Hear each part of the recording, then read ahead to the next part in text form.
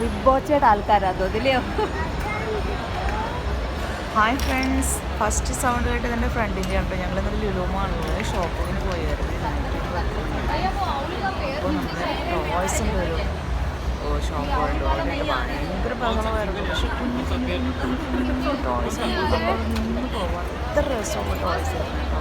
100 രൂപ തൊട്ടുള്ള ടോയ്സ് ഉണ്ട് കേട്ടോ. ഏത് തരത്തിലുള്ള കളിക്കാർ, കാർട്ടൂണിലെ ആൾക്കാർ, ഇഷ്ടംപോലെ വെറൈറ്റി ടോയ്സ് ഉണ്ട് ഉണ്ടായിരുന്നു.